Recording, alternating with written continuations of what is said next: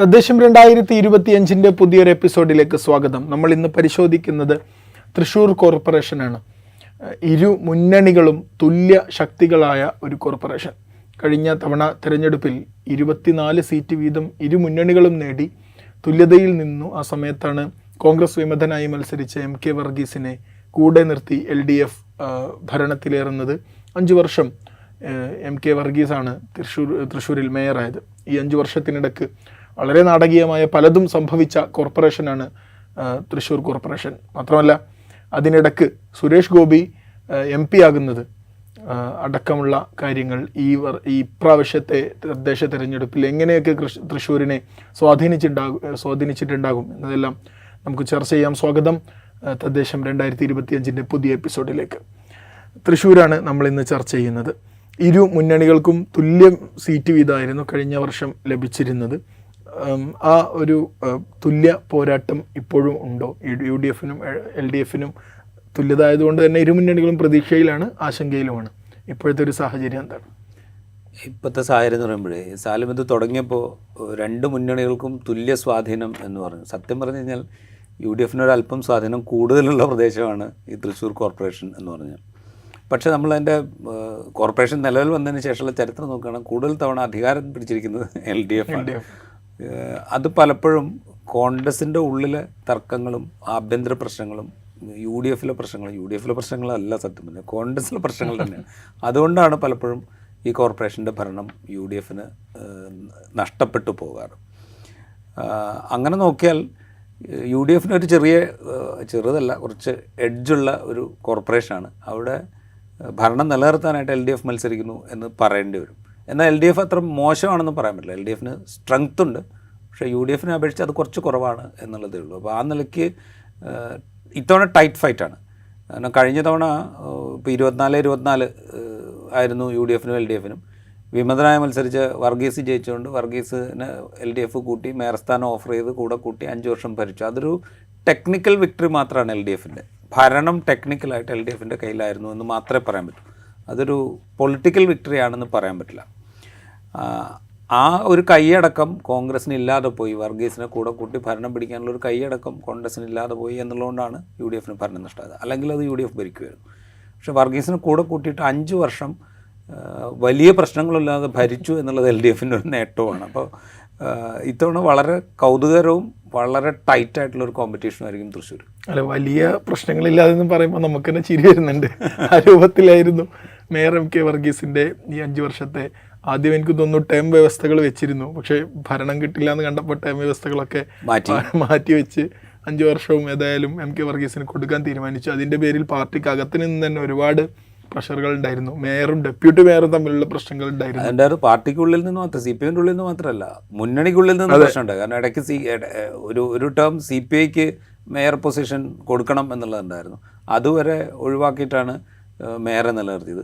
Mayor പറഞ്ഞ പല കാര്യങ്ങളോടും CPIക്ക് വലിയ അതൃപ്തി ഉണ്ടായിരുന്നു. ഇപ്പോൾ സുരേഷ് ഗോപി അവിടെ മത്സരിക്കുന്ന സമയത്ത് സുരേഷ് ഗോപിയെക്കുറിച്ച് മേയർ പറഞ്ഞ കാര്യങ്ങൾ രാഷ്ട്രീയമായി തന്നെ LDFന് ഗുണകരമല്ലാത്ത കാര്യമായിരുന്നു. അതിൽ CPIക്ക് വലിയ എതിർപ്പുണ്ടായിരുന്നു. എന്നിട്ടും ആ മേയറെ തന്നെ നിലനിർത്തി കൊണ്ടുപോകാൻ CPM തീരുമാനിച്ചു. അതാ ഞാൻ പറഞ്ഞു, എന്തൊക്കെ സംഭവിച്ചാലും ഈ ഭരണം നിലനിർത്തും എന്നുള്ളൊരു മിനിമം അജണ്ടയിൽ CPMൻ്റെ ഭാഗമായിട്ട് LDF ഉറച്ചു നിന്നു എന്നുള്ളതാണ് കഴിഞ്ഞ 5 വർഷത്തെ ചരിത്രം. ഈ സുരേഷ് ഗോപിയെ പുകഴ്ത്തിയ ഒരു വ്യക്തിയെ മുന്നിൽ വെച്ച് ഈ ഭരണം ഇങ്ങനെ നിലനിർത്തി കൊണ്ടുപോകാൻ CPMന് സാധിച്ചു എന്നുള്ളതാണ് അല്ലേ? അതെ, അതിലുള്ളൊരു കാര്യം എന്താണെന്നറിയോ, നമ്മൾ വളരെ സൂക്ഷ്മമായിട്ട് തൃശ്ശൂർ കോർപ്പറേഷനെ നമ്മളൊന്ന് അനലൈസ് ചെയ്ത് കഴിഞ്ഞാൽ ഈ തൃശ്ശൂർ കോർപ്പറേഷൻ്റെ ഭരണം തീരുമാനിക്കുന്നത് സവർണ ഹിന്ദുക്കളും ക്രിസ്ത്യൻ വിഭാഗത്തിൽപ്പെട്ട ആളുകളും ചേർന്നാണ് എന്ന് സാമാന്യനെ നമുക്ക് പറയാം. ഏതാണ്ട് അത് ശരിയുമായിരിക്കും.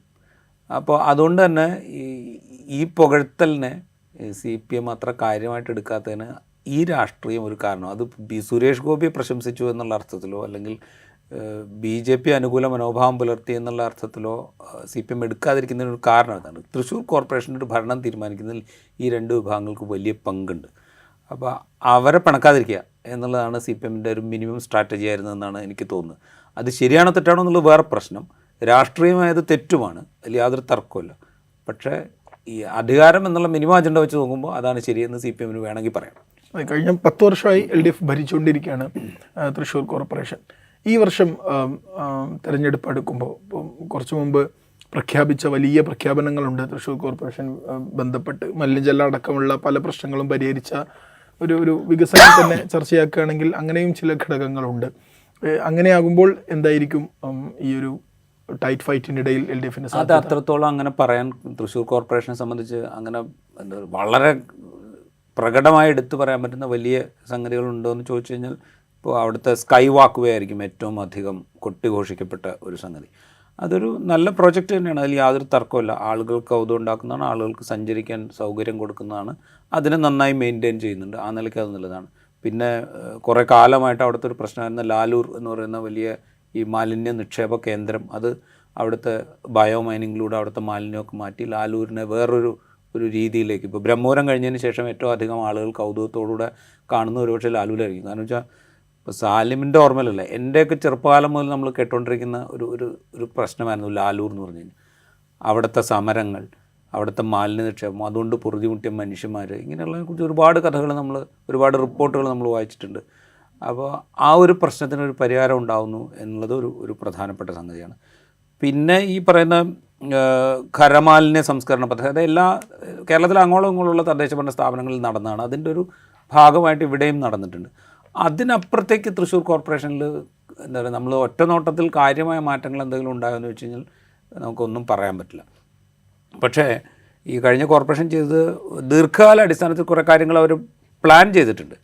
അതൊക്കെ പലതും പ്രായോഗികമാണോ അല്ലയോ എന്നുള്ള തർക്കങ്ങളൊക്കെ വന്നിട്ടുണ്ട്. പക്ഷേ എങ്കിൽ പോലും ഒരു മുൻകാല അടിസ്ഥാനത്തിൽ കുറേ കാര്യങ്ങൾ അവർ പ്ലാൻ ചെയ്തിട്ടുണ്ട്.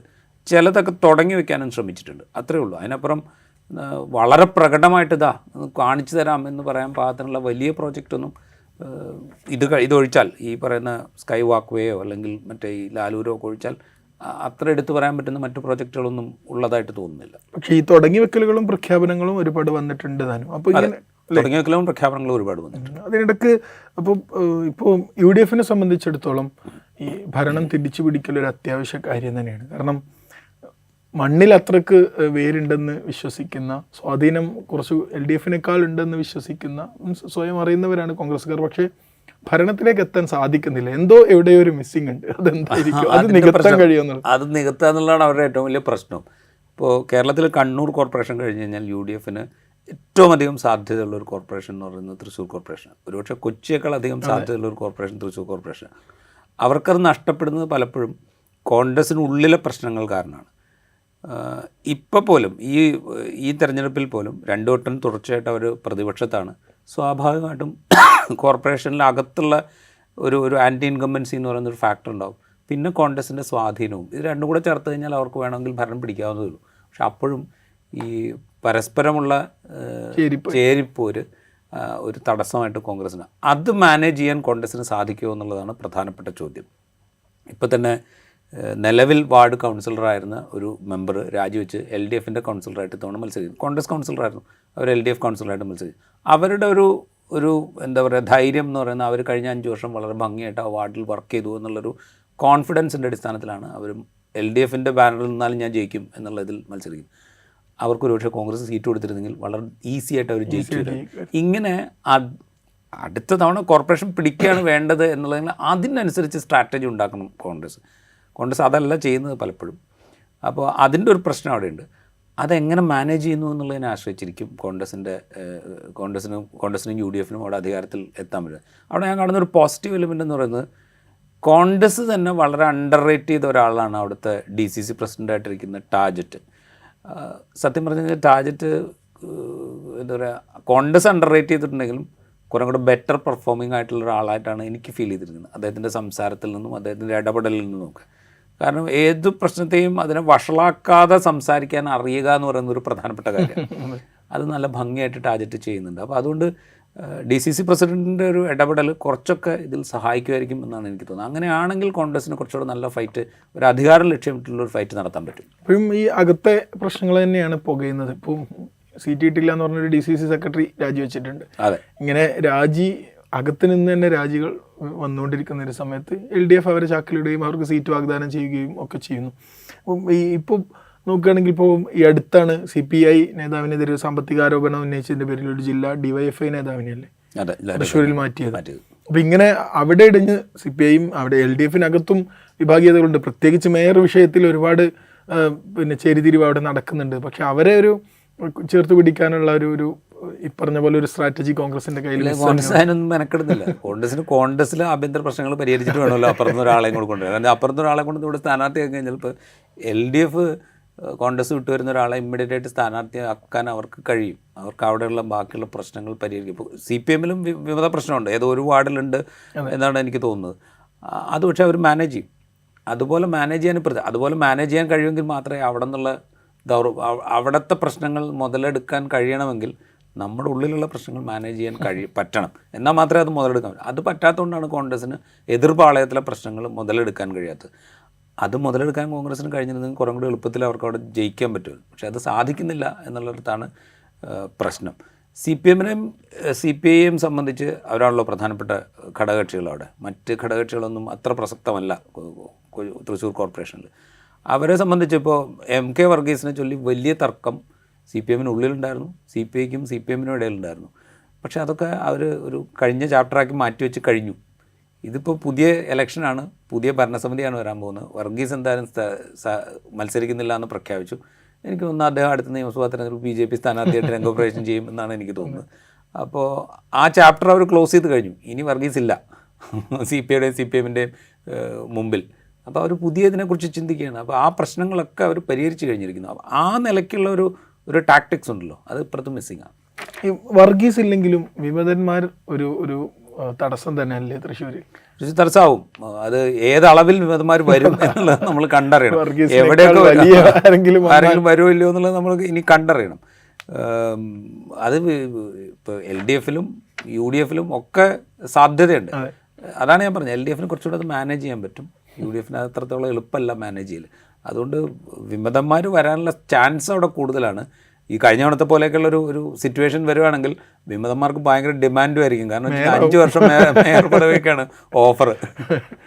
പക്ഷെ ഈ ഒരു 5 വർഷത്തെ കാലയളവിൽ ഉണ്ടായ നാടകീയ മാറ്റങ്ങൾ, തൃശ്ശൂരിൽ BJPക്ക് ഒരു MP ഉണ്ടാകുന്നു. നിയമസഭാ തെരഞ്ഞെടുപ്പിലും ലോക്സഭാ തെരഞ്ഞെടുപ്പിലും NDAയുടെ വോട്ട് വിഹിതം വർദ്ധിക്കുന്നത്, ഇതെല്ലാം ഈ ഒരു തദ്ദേശ തെരഞ്ഞെടുപ്പിനെ സ്വാധീനിക്കുകയാണെങ്കിൽ BJPയുടെ ഒരു സാധ്യത അത് അത്രത്തോളം സ്വാധീനിക്കാൻ ഇടയുണ്ടോ എന്നുള്ളത് ഡൗട്ട്ഫുള്ളാണ്. ഡെഫിനറ്റ്ലി അതിൻ്റെ ഒരു റിഫ്ലക്ഷൻ ഉണ്ടാവും. പക്ഷെ അത് വലിയ തോതിൽ സ്വാധീനിക്കാനുള്ള സാധ്യത വളരെ കുറവായിട്ടാണ് തോന്നുന്നത്. അതിന് പല കാരണങ്ങളുണ്ട്. ഒന്ന്, ലോക്സഭാ തെരഞ്ഞെടുപ്പിലേക്ക് വോട്ട് ചെയ്യുന്ന ഒരു മാനസികാവസ്ഥയിലല്ല ആളുകൾ പ്രാദേശിക തെരഞ്ഞെടുപ്പിൽ വോട്ട് ചെയ്യും. പ്രാദേശിക തെരഞ്ഞെടുപ്പിൽ കൂടെ പ്രാദേശികമായ വിഷയങ്ങളെ അടിസ്ഥാനപ്പെടുത്തിയും വ്യക്തിബന്ധങ്ങളെ അടിസ്ഥാനപ്പെടുത്തിയും ഒക്കെ വോട്ട് വരും. അവിടെ LDFനും UDFനും കിട്ടുന്ന ഒരു മേൽക്കൈ NDA സ്ഥാനാർത്ഥികൾക്ക് കിട്ടാനുള്ള ഒരു സാധ്യത ഇപ്പോഴും ആയിട്ടില്ല. ഒന്നാമത്തെ കാര്യം. രണ്ടാമത്തെ കാര്യം, ഈ UDFലുള്ള ചേരിപ്പോരിനേക്കാൾ ഗുരുതരമായ ചേരിപ്പോരാണ് BJPയിലുള്ളത്. അത് ഇന്നലെ തുടങ്ങിയതല്ല. അത് ആ ചേരിപ്പോരിൻ്റെ ആഴം എന്ന് പറയുന്നത് കൊടകരയിൽ കള്ളപ്പണം പിടിക്കാനിടയാക്കിയതിലേക്ക് വരെ നയിച്ച ആഴത്തിൽ നിൽക്കുന്ന ചേരിപ്പോരാണ് BJPയിൽ അവിടെ ഉള്ളത്. അപ്പോൾ ആ ചേരിപ്പോര് ഏതൊക്കെ തരത്തിലായിരിക്കും ഈ തെരഞ്ഞെടുപ്പിൽ പ്രതിഫലിക്കുക എന്ന് നമുക്ക് പറയാൻ പറ്റില്ല. ഒന്ന് സുരേഷ് ഗോപിയെ അനുകൂലിക്കുന്ന ഒരു ഗ്രൂപ്പുണ്ട് എന്ന് പറയുന്നു, മറ്റത് K സുരേന്ദ്രനെ അനുകൂലിക്കുന്ന ഒരു ഗ്രൂപ്പുണ്ട് എന്ന് പറയുന്നു. അപ്പോൾ തദ്ദേശ തെരഞ്ഞെടുപ്പിൽ ഏതെങ്കിലും തരത്തിലുള്ളൊരു നേട്ടം ഇപ്പോൾ ഉള്ള നേതൃത്വത്തിന് ഉണ്ടായിക്കഴിഞ്ഞാൽ അത് സുരേഷ് ഗോപിയുടെ ക്രെഡിറ്റിലേക്ക് പോകും എന്ന് ഭയക്കുന്നൊരു വിഭാഗമുണ്ട്. അപ്പോൾ ഇവരുടെയൊക്കെ ചരടുവലികൾ എങ്ങനെയായിരിക്കും പോകുമെന്ന് നമുക്ക് പറയാൻ പറ്റില്ല. അപ്പോൾ അതുകൊണ്ട് BJP ഇപ്പോൾ 6 സീറ്റിലാണ് ജയിച്ചു നിൽക്കുന്നത്. പക്ഷെ 6 സീറ്റിലാണെങ്കിലും 12 സീറ്റിൽ അവർ രണ്ടാം സ്ഥാനത്തുണ്ട്. അപ്പോൾ അതാണ് BJPയുടെ ഒരു പ്രതീക്ഷയായിട്ട് കാണുന്നത്. അത് മാത്രമല്ല, ഇപ്പോൾ സാലിം പറഞ്ഞ പോലെ തന്നെ ലോക്സഭാ തെരഞ്ഞെടുപ്പിൽ മാത്രമല്ല, ഇപ്പോൾ തൃശ്ശൂർ നിയമസഭാ മണ്ഡലം എടുത്തു കഴിഞ്ഞാൽ അവർ വലിയ മുന്നേറ്റം നേടിയതാണ് കഴിഞ്ഞ. മാത്രമല്ല തൃശ്ശൂർ നിയമസഭാ മണ്ഡലം നമ്മുടെ പൂർണ്ണമായും കോർപ്പറേഷൻ്റെ ഉള്ളിലാണ്. അപ്പോൾ അവിടെ നിയമസഭാ തെരഞ്ഞെടുപ്പിൽ അവർക്ക് വലിയ വോട്ട് കിട്ടിയിട്ടുണ്ട്. പക്ഷേ അവിടെയും ഒരു പ്രശ്നമുണ്ട്. നിയമസഭാ തെരഞ്ഞെടുപ്പിൽ കിട്ടിയ അത്രയും വോട്ട് അവിടെ കിട്ടുക വെച്ചാൽ അവിടെ കുറച്ചുകൂടെ ഇപ്പോൾ സുരേഷ് ഗോപി ഇതിന് മുമ്പത്തെ തവണ നിയമസഭാ തെരഞ്ഞെടുപ്പ് മത്സരിച്ചപ്പോഴാണ് അവിടെ വലിയ വോട്ട് വർധന ഉണ്ടാക്കാൻ സാധിച്ചത്. ആ അളവിൽ ഉള്ള കാൻഡിഡേറ്റ്സ് അല്ലല്ലോ ഇപ്പോൾ ആളുകളുടെ മുമ്പിലുള്ളത്. അപ്പോൾ അതിൻ്റെ ഒരു ഇമ്പാക്റ്റ് എന്തായാലും ഉണ്ടാവും. പിന്നെ BJPയുടെ സാധ്യത എന്ന് പറയുന്നത് ഈ പറയുന്ന ക്രിസ്ത്യൻ വോട്ട് ബാങ്കിലേക്ക് അവർ കടന്നു കയറാൻ നടത്തിയ ശ്രമങ്ങൾ, കാസ പോലുള്ള ഗ്രൂപ്പുകൾ നടത്തിക്കൊണ്ടിരിക്കുന്ന സോഷ്യൽ മീഡിയ ക്യാമ്പയിനുകൾ, ഇതൊക്കെ എത്രമാത്രം എഫക്റ്റ് ഉണ്ടാക്കിയിട്ടുണ്ട് എന്ന് നമുക്കറിയില്ല.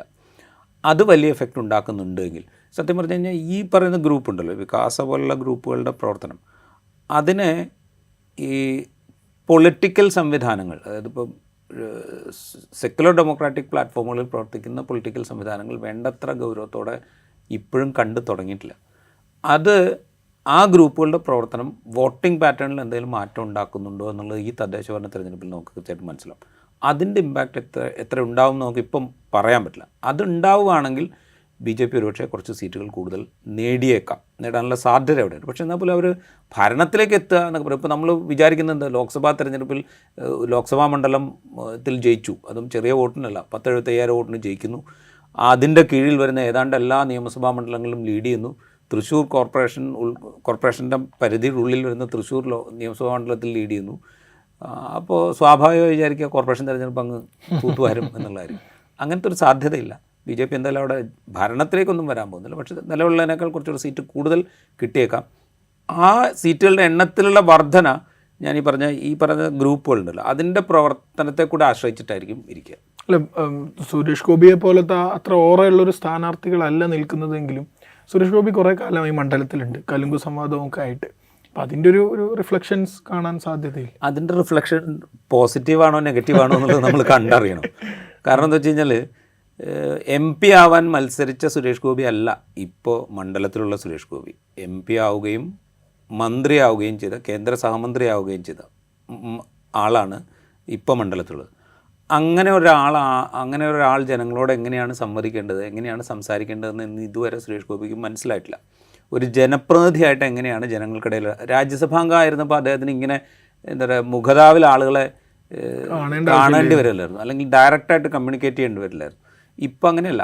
ഇപ്പോൾ MP എന്നുള്ള നിലയ്ക്കും കേന്ദ്രമന്ത്രി എന്നുള്ള നിലയ്ക്കും പല കാര്യങ്ങളിലും ഡയറക്റ്റായിട്ട് കമ്മ്യൂണിക്കേറ്റ് ചെയ്യണം.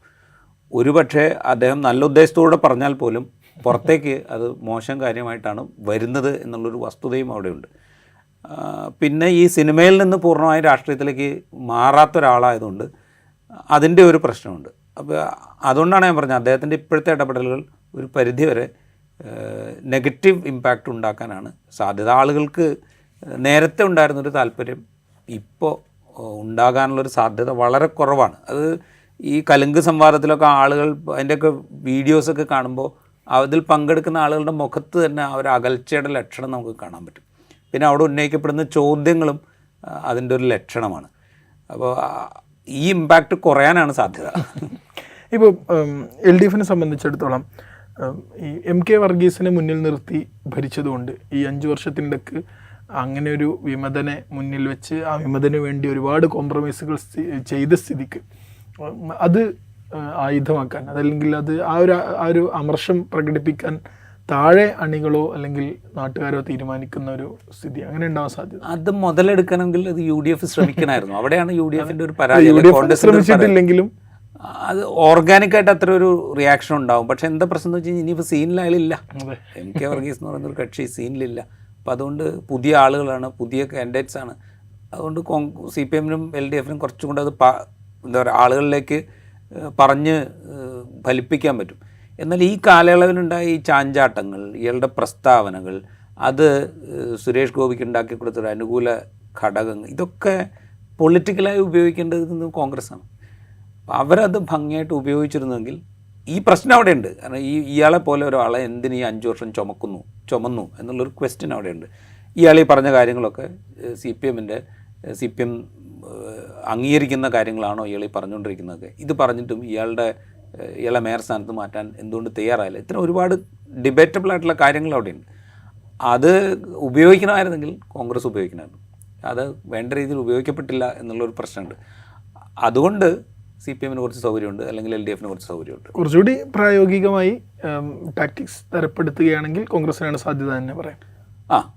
അത് ആഭ്യന്തര പ്രശ്നങ്ങൾ ഭംഗിയായി മാനേജ് ചെയ്യുകയും, പരിഹരിക്കുകയല്ല മാനേജ് ചെയ്യുകയും, ഗ്രൗണ്ട് ലെവലിൽ കുറേ കൂടെ ആക്റ്റീവ് ആകാൻ ശ്രമിക്കുകയും, ഇനിയുള്ള ദിവസങ്ങളിൽ ആക്റ്റീവ് ആയാലും മതി. ആക്റ്റീവ് ആകാൻ ശ്രമിക്കുകയും ചെയ്താൽ പിന്നെ ഒരു ഫാക്ടർ കൂടെ ഉണ്ട്. ഈ പറയുന്ന കാസ പോലെയുള്ള ഗ്രൂപ്പുകൾ എത്രത്തോളം വോട്ട് കാർന്നെടുക്കാൻ സാധ്യതയുണ്ട്. അത് വലിയ തോതിലല്ലെങ്കിൽ ഇപ്പോഴും ചെറിയ എഡ്ജ് യു ഡി എഫിനും എനിക്കൊന്ന് അങ്ങനെയുള്ള കാർന്നെടുക്കലുകൾ കൂടുതൽ നഷ്ടപ്പെടുത്തുക യു ഡി എഫിൻ്റെ വോട്ട് തന്നെ കോൺഗ്രസിൻ്റെ വോട്ട് തന്നെ ആയിരിക്കും. ഡെഫിനറ്റ്ലി കോൺഗ്രസിൻ്റെ വോട്ട് തന്നെ ആയിരിക്കും. അപ്പോൾ അതുകൊണ്ട് അതാ ഞാൻ പറഞ്ഞത്.